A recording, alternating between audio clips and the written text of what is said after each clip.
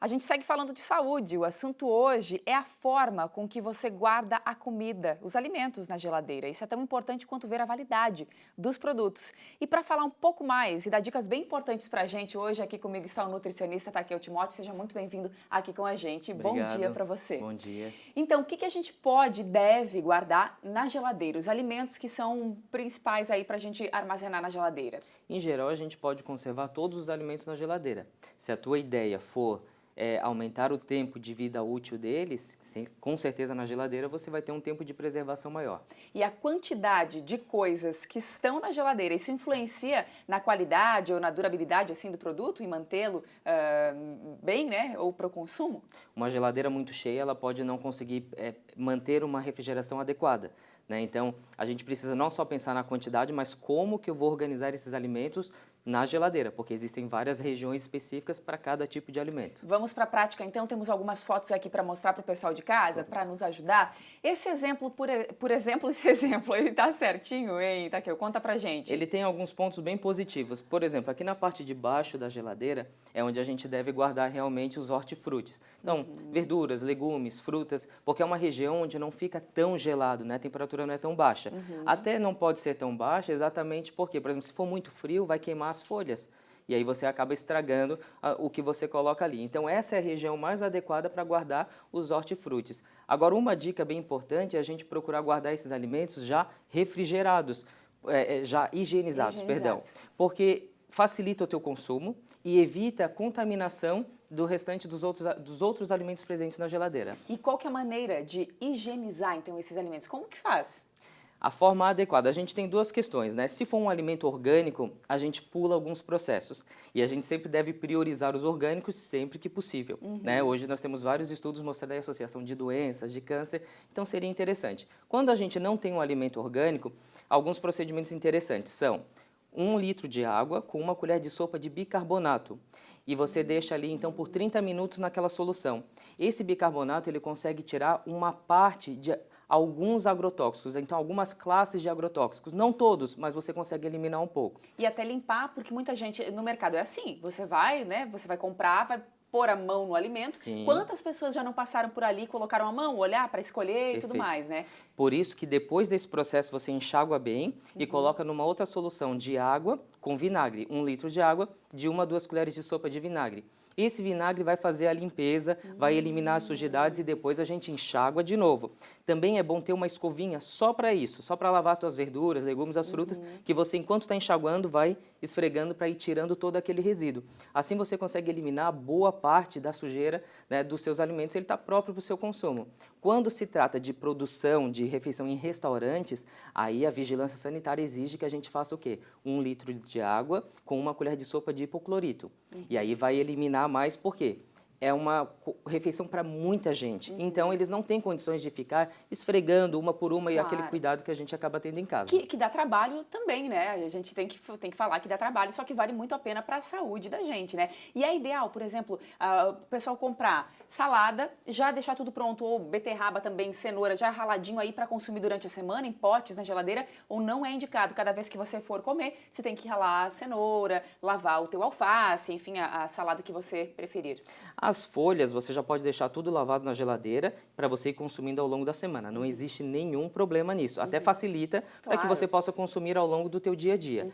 Já o que você vai ralar e descascar, se perde algumas vitaminas, sim, aquelas mais sensíveis à oxidação, uma vitamina C, mas muitas outras se preservam, a fibra se preserva. Então, num geral, eu acho que vale muito a pena. Se essa for a sua estratégia para você conseguir comer no dia a dia, saladas, verduras, legumes, não tem problema. Rale para 2, 3 dias, guardar num pote bem vedado na geladeira e aí você consegue preservar a maioria dos nutrientes. É melhor fazer assim do que não comer, né? E achar desculpa, é demorado, dá trabalho, aí não vou preferir uma coisa mais prática. Sem dúvidas. Melhor Sem fazer dúvidas. isso. Quanto ao leite também, ovos, onde a gente deve colocar? Tem mais fotos se o pessoal quiser passar pra gente ver se é adequado ou não da maneira que a gente está vendo aqui nas É imagens. muito comum os ovos, né? As pessoas têm bastante dúvidas e os ovos geralmente eles aparecem aqui, ó, na porta. E esse é um grande erro, porque os alimentos que ficam na porta são os alimentos que não vão estragar, não vão deteriorar com as oscilações de temperatura, porque como você abre e fecha, ali oscila muito a temperatura. Então tem que ser alimentos que não vão sofrer degradação. Os ovos são mais sensíveis. Além disso, quando eu abro e fecho, fica batendo os ovos e eu posso gerar micro rachaduras. Então, o ideal dos ovos é onde? É na parte mais superior do refrigerador. Mais ou naquela menos por prateleira aqui. mais aqui de cima. Mais de cima que é ainda. onde ele vai manter uma temperatura mais baixa para manter essa conservação do ovo e não tem esse risco de bater. Olha só, Né? tem... Agora, as pessoas têm muita dúvida assim, mas eu lavo o ovo para colocar na geladeira Pois é. ou não? Né? O certo é não lavar. Porque quando a gente lava o ovo, a casca dele é porosa. Então, pode permitir a entrada de umas bactérias, alguns micro-organismos no ovo. Então, o que a gente tem que fazer? Guarda ele sujinho, por isso tem que ser um recipiente bem fechado. Vai ter um pouquinho de fezes da galinha, normal. Quando eu vou consumir, eu lavo antes de quebrar o ovo. Aí você tem uma esponjinha só para o ovo, você lava, quebra o ovo e consome. Então, essa é a forma mais adequada. Aqui a gente vê que tá bem cheia essa geladeira, não é indicado. Ó, não é indicado. A gente já viu aqui, né? Os hortifruti que deveriam estar aqui embaixo já estão um pouco mais em cima. Essa região aqui, no geral, ó, o ideal dela, essas prateleiras mais no meio, é guardar os alimentos que a gente cozinhou e que quer guardar para consumir em outro momento, Certo. né? Agora, as pessoas às vezes colocam o alimento ali sem estar num vedado, né? Ou na panela. Aberto. Então, o que acontece? Além de ressecar o alimento, e aí quando você vai comer, o sabor não é o mesmo, a característica do alimento não é o mesmo. E aí muita gente diz assim, eu não gosto de comer comida requentada, porque às vezes não foi já guardada de forma adequada. E também evita proliferação, né, de outras bactérias, de micro-organismos na sua geladeira. E pra gente, outra questão importante também, nos potes, pote de vidro ou de plástico? De plástico tem problema? Muita gente fala que não é ideal colocar comida quente, depois que tirou da panela ali, colocar direto na geladeira, tem que esperar esfriar.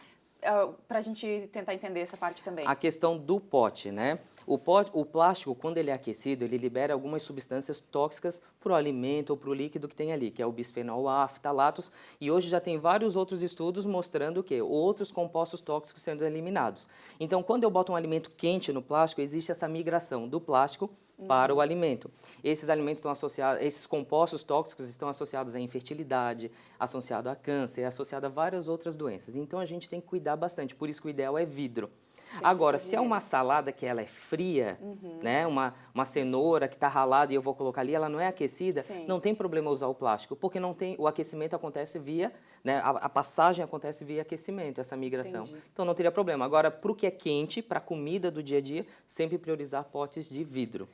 Dicas importantíssimas, a gente poderia ficar aqui horas falando desse assunto, né? Quero agradecer, dicas muito importantes, a gente volta ainda a falar desse assunto porque é muito bacana numa próxima oportunidade. Obrigada por essas dicas tão legais aí para as donas de casa também que estão nos acompanhando, quem gosta de reservar e deixar pronta a marmitinha para a semana. Obrigada mais uma vez, Eu que agradeço. Bom dia para você. Obrigado.